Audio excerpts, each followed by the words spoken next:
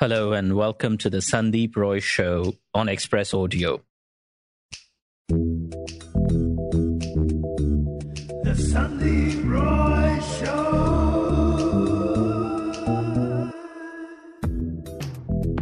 Narendra Modi has just embarked on his third term as the Prime Minister of India. When he first ran for national office, his supporters touted the Gujarat model as the success story that India as a whole needed. His opponents also feared that the same Gujarat model would transform and erode the very pillars that held up India. Now, after 20 years, how has the Gujarat model scaled up at the national level? Political scientist Christophe Jaffrelot has been studying the situation in Gujarat for many years. He's the research director at CERI-Sciences CNRS in France and professor of Indian politics and sociology at King's College London and a non-resident fellow at the Carnegie Endowment for International Peace. He's the author of several books on India, most recently Gujarat Under Modi, the blueprint for today's India.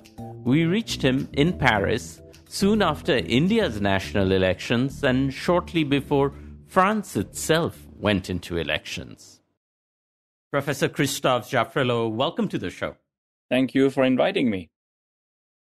In 2014, when Mr. Modi first led the BJP campaign, the Gujarat model was very much the showpiece of his campaign. He was campaigning as the Vikas Purush.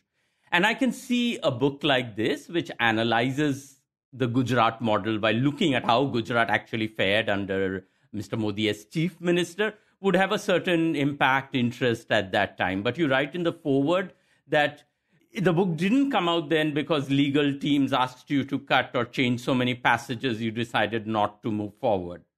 Now that Mr. Modi is on his third term, what conversation do you hope a book like Gujarat Under Modi can spur?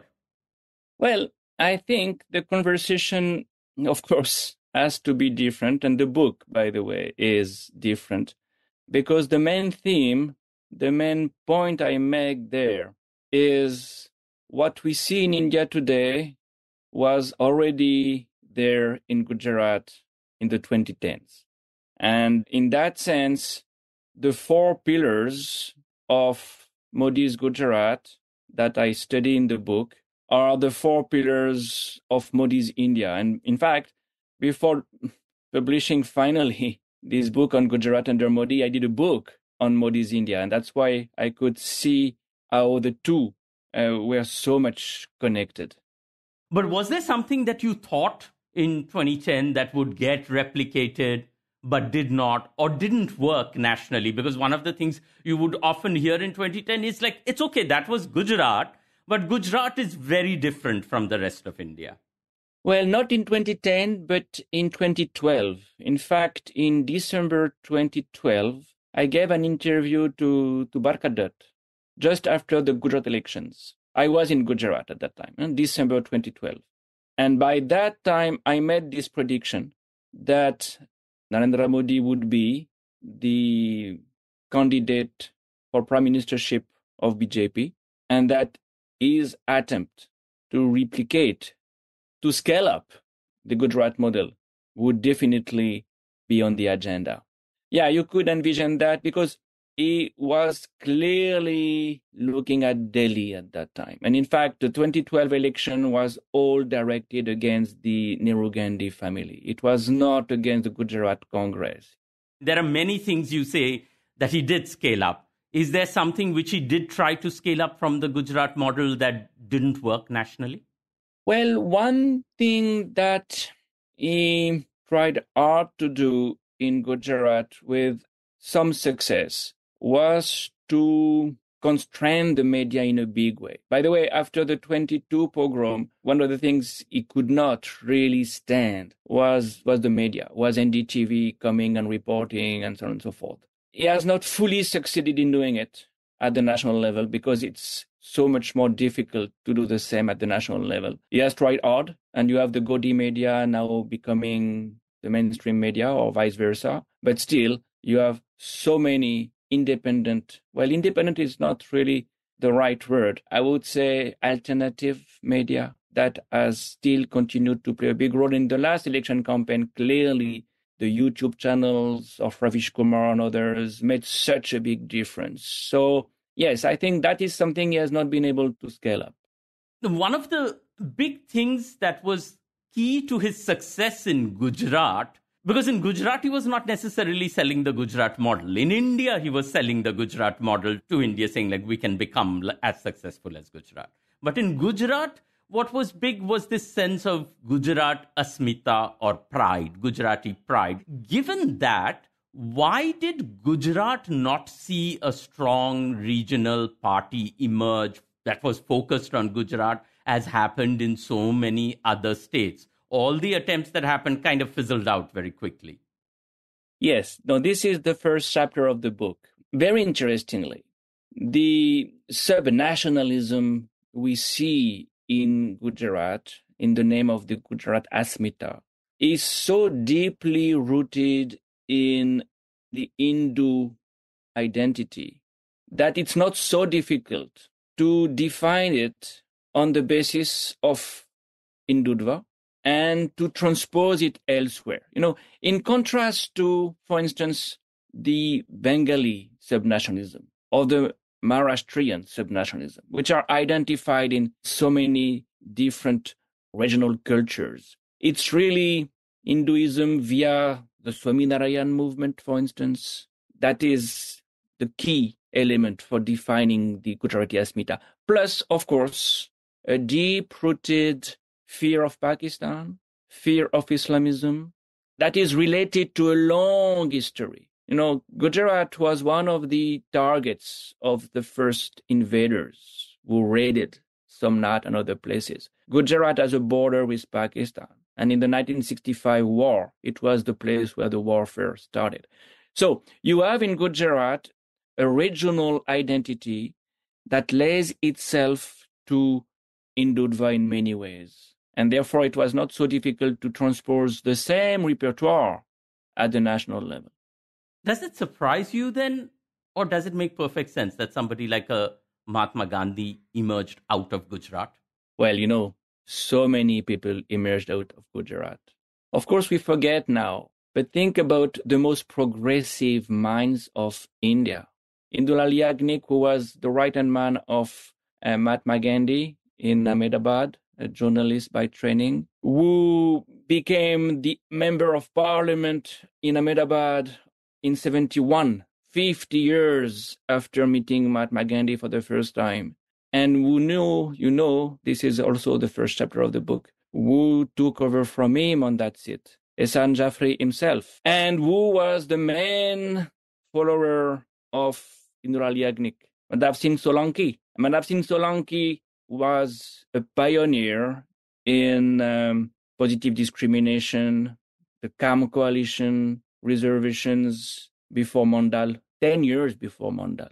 So, yes, Gujarat now is identified with conservative, Hindutva-oriented figures because for the last 25 years they've ruled the state. But before that, and because of them, we've seen so many progressives. No, there is a dialectic between progressive politics, I would say caste politics, quota politics, and Hindutva. We see it at the national level. Since Mondal, we've seen it very clearly. It was there before.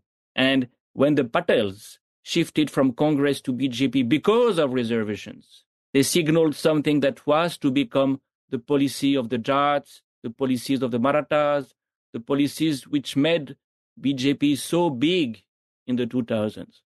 But as you also mentioned, even in his time, Indulal Yagnik was somewhat of a lonely man in his party. And even though he was Mahatma Gandhi's right-hand man, he resigned and Gandhi accepted his resignation because, Vallabhbhai Patel was there.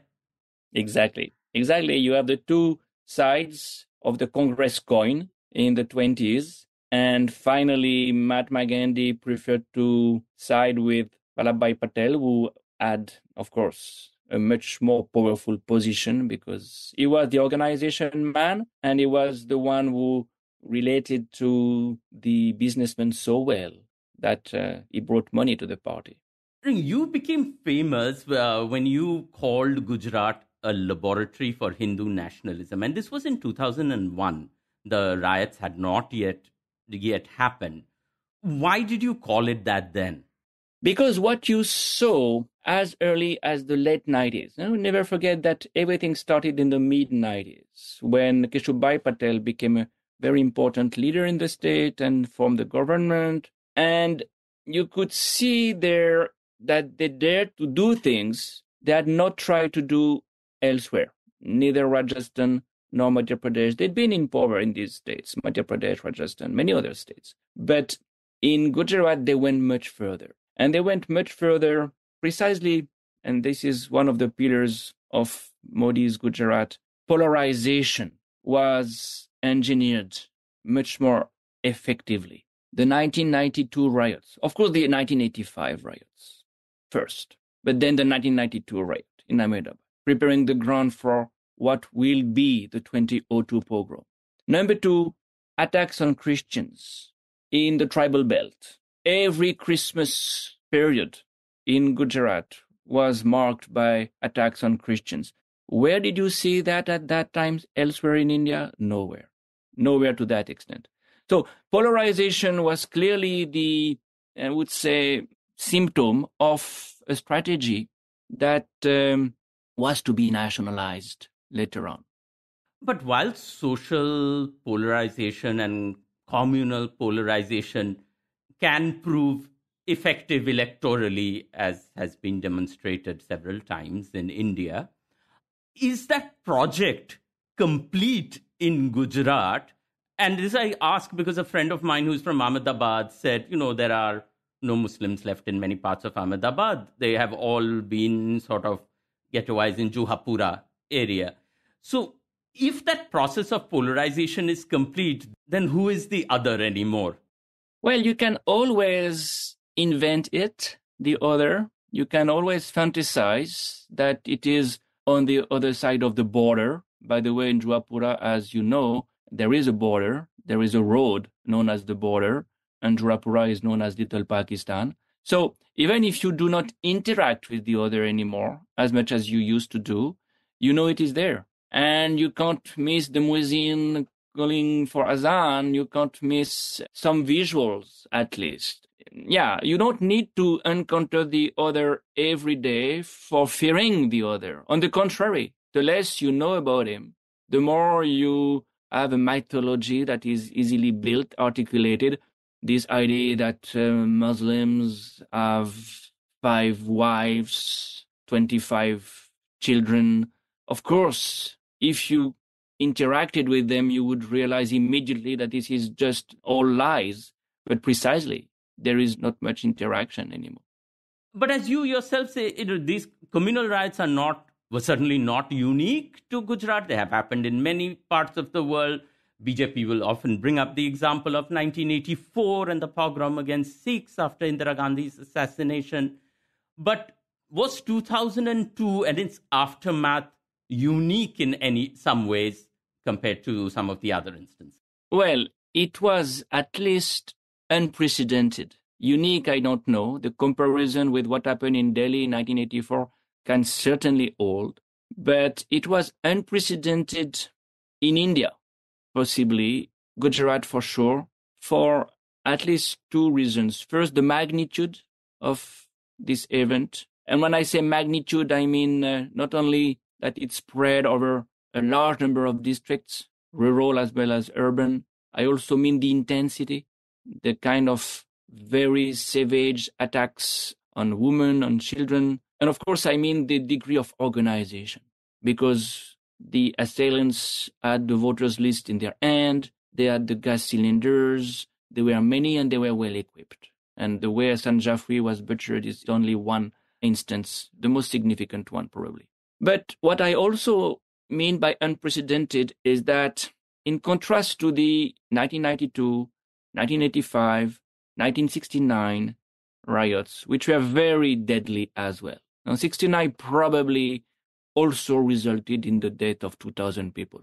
But in contrast to these previous events, the middle class was targeted also.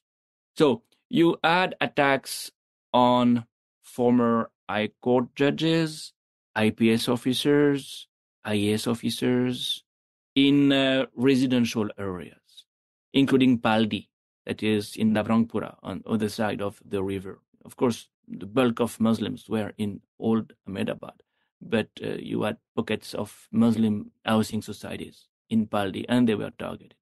That is something you may compare to what happened in Bombay in 1993. But it's very exceptional to see middle-class people targeted as well. And that resulted in ghettoization. Because you have a ghetto in Juapura, not because you have 500,000 Muslims. No, because you have, among these Muslims, the rich and the poor. The middle-class people had to find a safe place, and therefore joined the poor who were there in what was a slum in the beginning.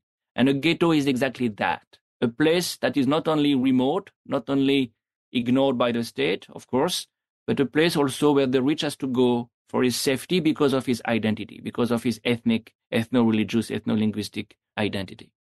Are there any lessons you draw from the ghettos that exist in a place like France? Well, the ghettos in France are mostly in the overseas islands where you have race playing a role, not so much religion. And it's a different story always because race is something you can't miss visually. I find it somewhat different when you can't make any difference between people when you see them and still they can't live together. And in that sense, since we brought up France, in France, which is going in for snap elections, the main left-leaning Green parties are trying to come together to block the advance of the far right. And yet polls suggest that the far right could win ahead of this left-wing alliance. So in France, are you seeing what in India bloc tried to do? Well, it's a worldwide phenomenon. All over the world, you have the rise of national populists who play on identity politics, who play on majoritarianism. And the sons of the soil can be defined on the basis of their religion, on their basis of their race, on their basis of their language, but they have to prevail over minorities and over a more universalistic definition of what is a citizen. So everywhere you have leaders who claim to be the people, but the people they claim to be is not all the people. It is the people made of the sons of the soil who happen to be in a majority, and therefore polarization is very helpful because by polarizing, you get some electoral dividend, especially in a majoritarian electoral system like the one of India and the one of France. And in that sense, having observed Prime Minister Modi now for 10 years. Well, for 20 years. For 20 years. Well, 10 years as Prime Minister, I mean. When he came to power, people tried to compare him to various international leaders, whether it was Trump or Erdogan or all these people. Which comparison strikes you as most valid, or should we be making these comparisons at all? No, we must compare. We must compare. First of all, because they exchange their best practices and they are benefiting from the advice of PR companies who are very good at selling the toolkits for winning an election. This is in the book, something I mentioned, APCO Worldwide is one of them. Well, the comparison that I think is the most effective for Modi is with Erdogan, because you have a very similar background, I would say personal background. Both of them are really plebeians who started at the local level. As you know, Erdogan was the mayor of Istanbul before becoming a national figure. Secondly, a very important common feature is they emerge from a very well-structured ideological movement. AKP is, of course, a party that has deep roots in Islamism, which means an ideology that is nationalistic, of course, but also very conservative. And in reaction to legacies, the legacy of Ataturk on the one hand, the legacy of Nehru on the other hand, which were by contrast very much secular.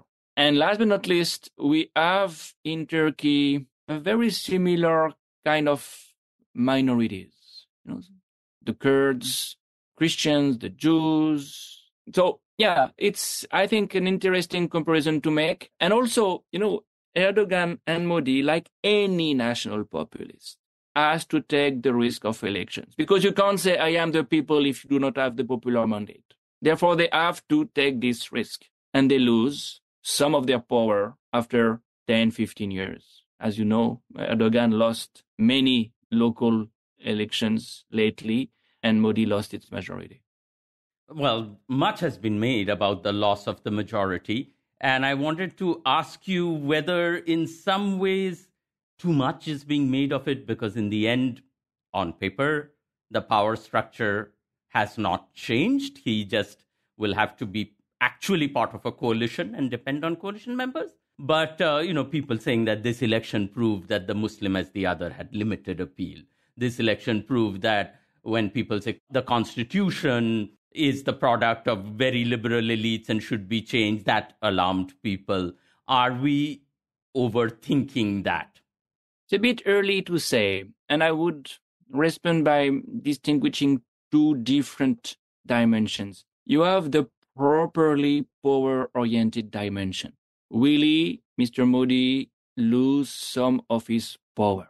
Will he be forced to make compromises, to make concessions, to bargain? He has never, because he has always had a full-fledged majority.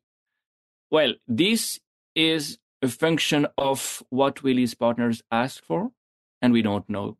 And will they get what they ask for? And secondly, it has a lot to do with the way other institutions, other players, will behave. Will the other power centers consider now that they can assert themselves more? Will the judiciary assert itself more? Will the bureaucrats, including the election commission, regain some of their autonomy? Will the gaudy media realize that, now they can say things, because the risk of some authoritarian response may be less? And it's too early to say that. And I think it will very much depend on the state elections, Maharashtra, Haryana, Jharkhand, and then Bihar. The other dimension is, of course, can we interpret this election as a shift from Hindutva-dominated politics to another kind of politics? Again, it's a bit too early to say, but my sense is that we are at the end of a cycle, and a new chapter is probably on its way to be opened. Now, India's politics oscillate for 40 years between caste politics and Hindutva politics. And Hindutva is a response to Mandal, and the demand of a caste census is a response to Hindutva. There is a dialectic between the two. It will be very difficult to ignore caste politics in the coming month. It will be very difficult for Nitish Kumar, who has done a caste census himself in Bihar, not to support this demand. This demand will mount, and this demand will be very similar to the demand that was made in the 80s, 90s for reservations. Because this demand has the potential of bringing together all kinds of caste groups, which in fact are in competition. And when they'll have to share the spoils, they'll be in competition. The same way after Mandal was introduced, Yadavs and others were in competition, and finally the OBC confederation broke. But before that, they were together for getting reservations. And today, many caste groups, which have many different interests, will probably coalesce for getting this caste census, and that will make caste, back in a big way in the public debate. And this is, of course, as I've said many times, the main antidote to Hindutva. These are the fault lines, which the RSS fears so much, because how do you build the Hindu Rashtra if you have not Hindus as a bloc, but a collection of caste groups? How did Mr. Modi manage to, we have to grant him the fact that despite everything, despite these elections, as a person, at least according to the survey, he still remains immensely popular across India. Given that, how did he manage to hold together this larger Hindu umbrella, as it were, which included so many of the OBCs, the background he comes from, in a state like Gujarat, which was always dominated by upper caste politics? Well, in the case of Gujarat, it's very interesting indeed to see that he did not place so much on his OBC background. In fact, that's something he started to refer to in 2013, 2014, when he had to converse in Bihar. How do you converse in Bihar? If when you're a Ganshi, when you are an OBC, this is the trump card you can play. But when he was in Gujarat, he attracted OBCs by referring to another concept, this idea of the neo-middle class. And that's a very interesting concept. By the way, Arun Jaitley referred to this concept also when he was finance minister in 2015, when the first budget was presented. So it's a concept that has traveled to the national scene till people realized that there was nothing like a middle class, because on the contrary, inequalities were increasing. But in Gujarat, it worked. It worked in 2012 especially, because you could tell the aspiring categories, OBCs coming from the village to the city, that was the right place for a job. This is the story of the white tiger. I'm sure you know this book by Adiga. A man comes from a village, becomes a driver, and wow, it changes his lifestyle. He can have some place to stay for his own. And therefore, the caste identity was blurred. And it worked. It worked for some time. And it helped it helped Narendra Modi to get the urban vote. The urban-rural divide is fascinating in Gujarat under Modi. If Gujarat had been a rural state, Congress would have remained in office. It was one of the first urbanized states, 44% of urban dwellers already in 2011. And that was why he could win. When the same caste group, the Kolis, migrate from the village to the city, they change their vote because they feel part of the neo-middle class. And yet, as you say, that at some point, as in Arvind Adiga's White Tiger, the driver realizes that he's still invisible to the person sitting behind him, who the people he's driving. And then he turns against them viciously, snaps. Now, we can say that's a novel, that's fiction, that's the writer's prerogative. But do you see signs of that happening in Gujarat? Because if, as you say, truly Gujarat saw growth without development, growth without commensurate good jobs, why would the BJP keep such a supermajority? Eventually, the white tigers would be even more resentful about seeing all the highways and ports come up, but their life is not improving. Well, two things there. One, the anger has been diverted to the Muslims, and the Muslim is the scapegoat. That is now targeted. People thinking that they are pampered, they are protected. We will very soon publish a survey we've done with the CSDS Lokniti during the elections, showing that a large proportion of Hindus continue to believe that Muslims have been pampered in spite of everything. Every statistical information will tell you Muslims are the poorest of all the groups. Still, it holds. The mindset has not changed. So that's one explanation. The other explanation is, how do you fight BJP in Gujarat? How do you do that? All the resources are on one side. The money, of course. The media, of course. Any leader who emerges is co-opted. Hardik Patel, Thakur. There is no congressman who has not been allured. And this is part of the Gujarat model that you see at the national level, either because of the carrot or because of the stick. Politicians shift from opposition to the BJP. Now, the carrot, we know it, will give you a ticket. You may have even a portfolio. The stick, we know it, ED raids, IT raids. There are so many possibilities.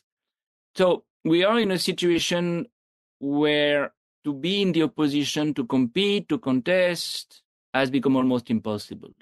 And the main question for me is, the main pillars of Modi's strategy in Gujarat have been replicated at the national level. Can that development also be replicated?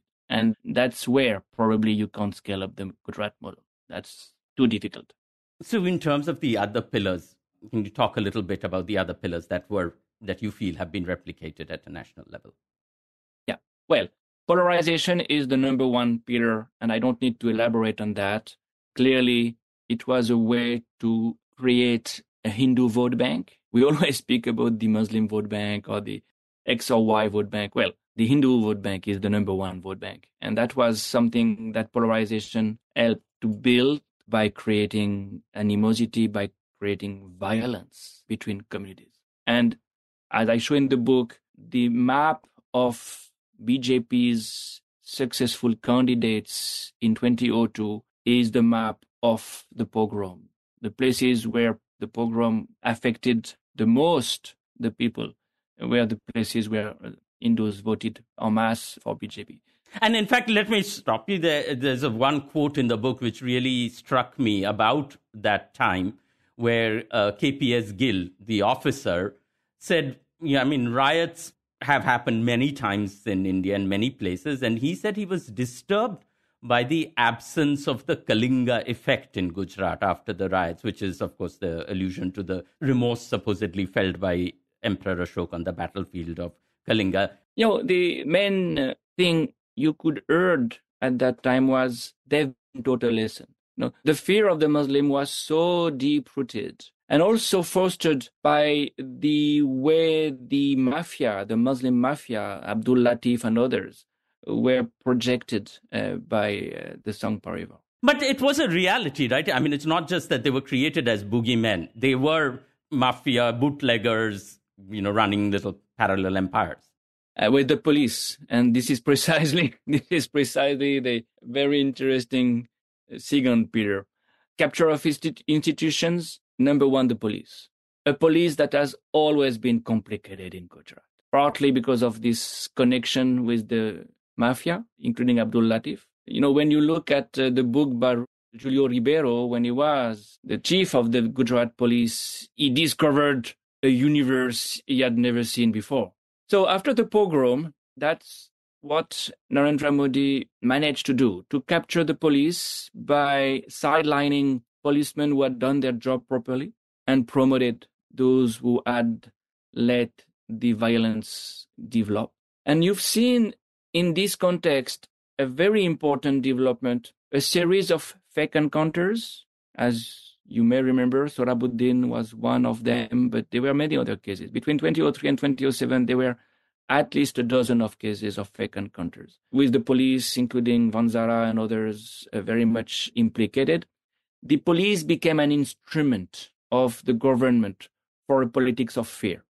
Isn't that true everywhere in India? I mean, I live in Bengal and the BJP as the opposition is constantly complaining about how Mamata Banerjee's government uses the police.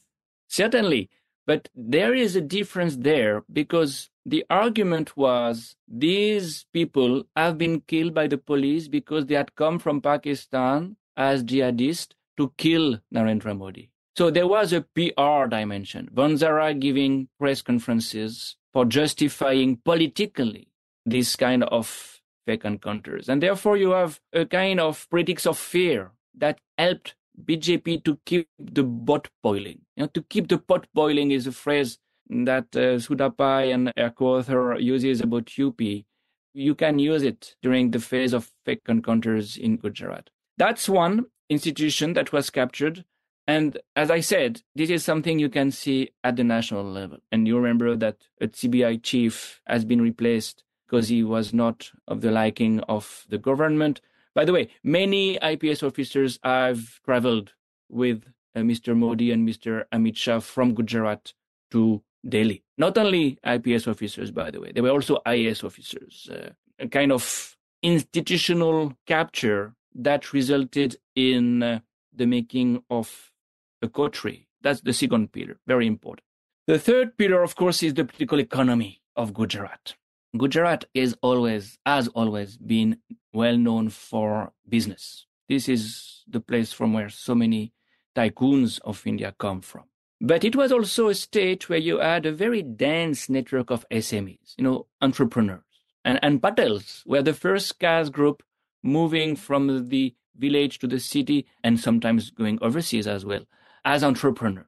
With Narendra Modi, we see a transformation with support for the big ones and support for mega projects. Mega projects means what? Special economic zones where land is very cheap, where there is no labor laws, no taxation almost. Also sometimes 0.1% interest rate for the investors. And of course, the nano story is well known. It's one of the symbols of this, but the most important symbol is, of course, the rise of Gautam Adani. And Gautam Adani was given the SEZ of Mundra in 2003 after defending Narendra Modi against other businessmen. In the Confederation of Indian Industry in 2002, people who were very critical of the way Narendra Modi had behaved in 2002. Mr. Bajaj, Mr. Godrej, and Gautam Adani came to his rescue and helped him from day one and was rewarded and is still rewarded till today for this. So you have a new political economy taking shape with a kind of oligarchy that is being made. What is an oligarchic system? It's a system where the political leader makes concessions, gives some undue advantages, benefits to a businessman who in return will pay for his expenditures, will pay for his trips abroad, will pay for his election campaign.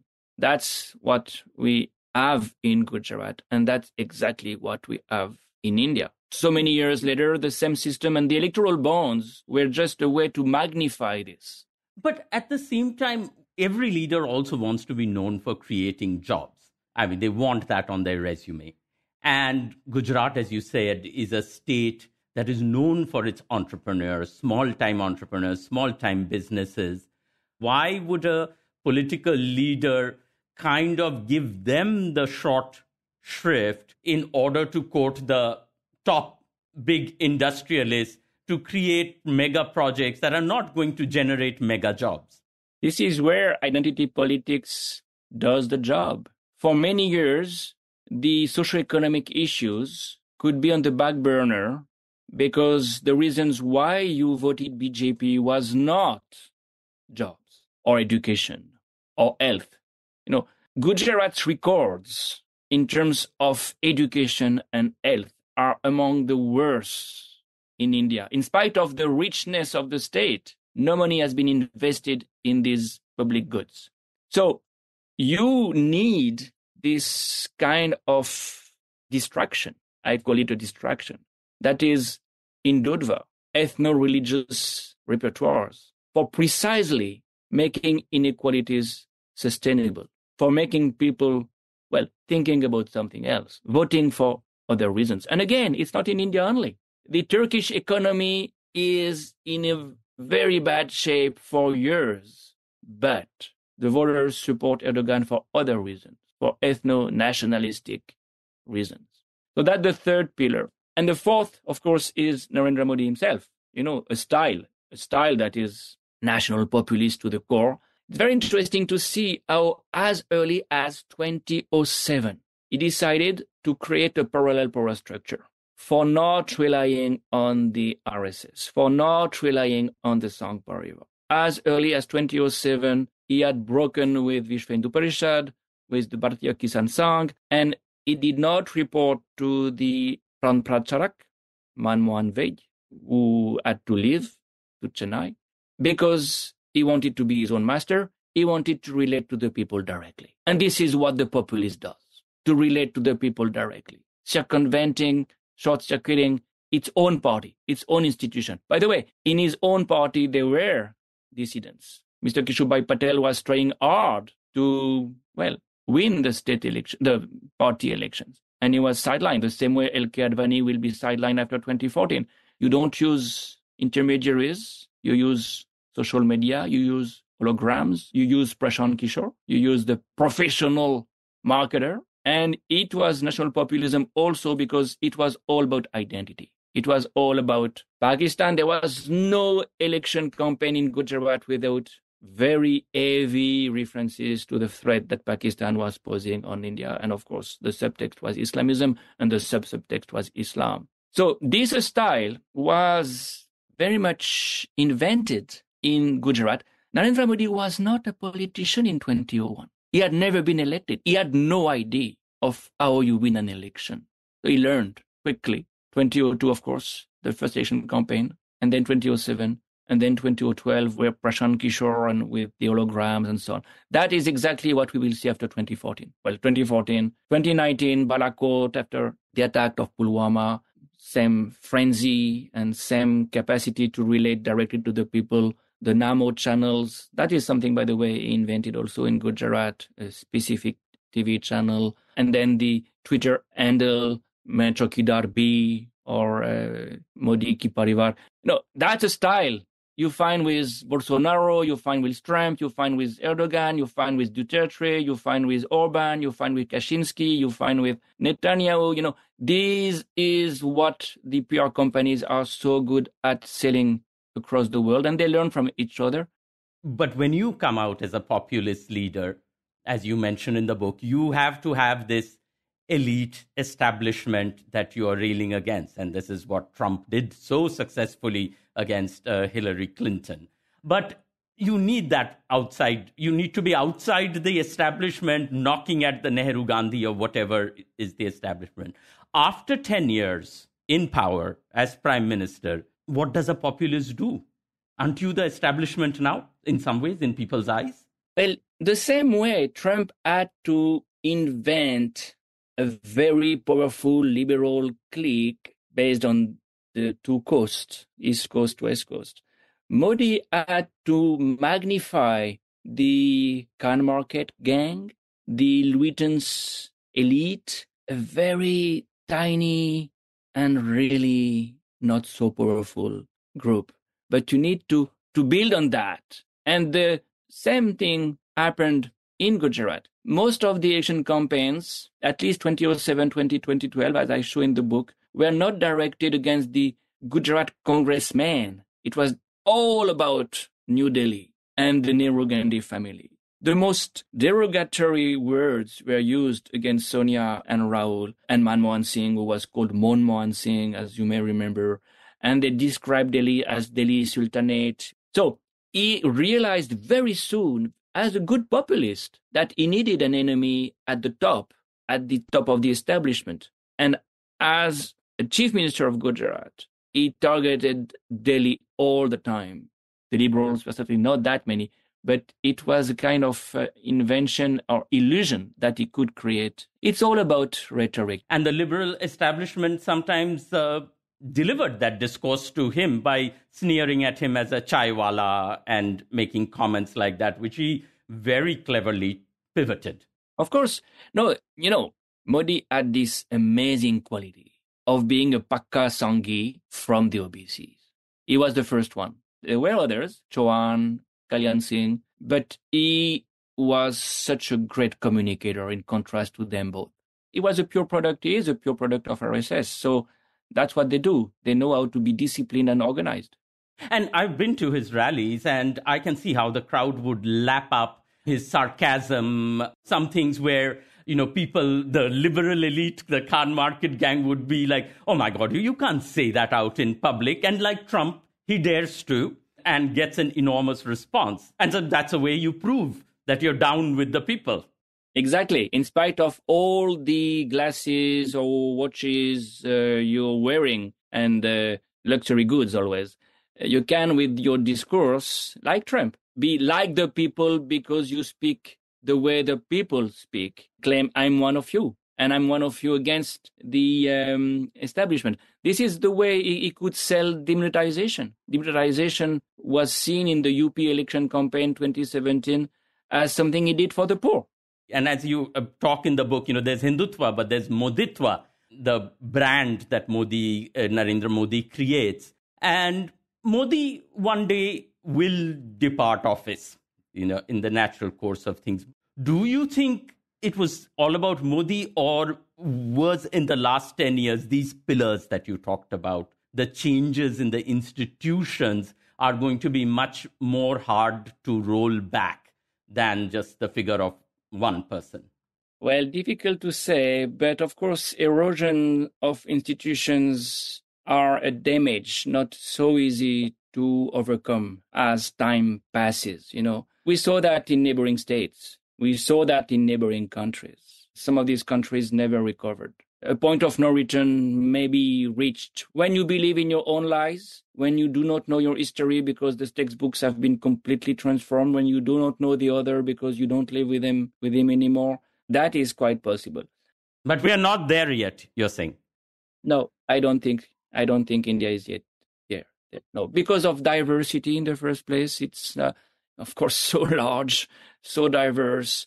But what we'll have to watch very closely is, will a change of guard at the top, will any alternation in power make also society change? Or will we see alternation in power, the opposition winning elections, and at the grassroots level, minorities, victims of vigilante groups still? This is for me the key concern. There can be a kind of decoupling between the political scene that may play the democratic game and at the same time such a change at the local level, at the grassroots level, that in fact for the minorities it makes no difference. We'll have to see that. But before I let you go, I was just curious, because in the dedication of this book, you dedicated to someone who introduced you to India. And I was just curious, what drew you as a French academic to India and made you persist all these years with it? Well, the people of India. And I would say all kinds. Some of my best friends are in India. Some of my most moving encounters with human beings have been in India. I've worked, as you know, with Dalits, Maharashtra in particular, with Muslims, Gujarat in particular, and of course, those who are in the Khan market gang, the liberals. And of course, you say as an academic, well, as an academic, where else did you find such a vibrant intellectual dynamism? Where else do you have the subaltern studies? Where else do you have, institutions like the CSDS, like GNU? In the 90s, in the 2000s, you could feel that was intellectually very challenging, very stimulating. And so you had the human dimension, but also the intellectual dimension. And my fear is that has been, of course, badly affected by, the way academic freedom has been damaged. And that is not so easy to rebuild. Some people will say that the fact that your book is coming out now, better late than never, is proof that that space for dissent still exists. And because of the courage of few individuals. And this is, for me, I did a book on the emergency with Pratinav Anil. The book on the emergency showed something we see today. You may have institutions, only people matter. You may have a Supreme Court, only the personality of the judges matter. You can make work an institution, or you can let it die. And it's true for publishing. All the publishers who had turned down this book have been a disgrace to their profession, but there are still people who are prepared to take the risk. Christophe Jaffrelot, thank you so much for joining us today. Thank you. Thank you, Sandip. Christophe Jaffrelot is the research director at CERI-Sciences CNRS in France and professor of Indian politics and sociology at King's College London. He's the author of several books on India, most recently, Gujarat Under Modi, The Blueprint for Today's India. The show was produced by Shashank Bhargava and edited and mixed by Suresh Pawar. Thanks for listening. This is Sandip Roy on Express Audio.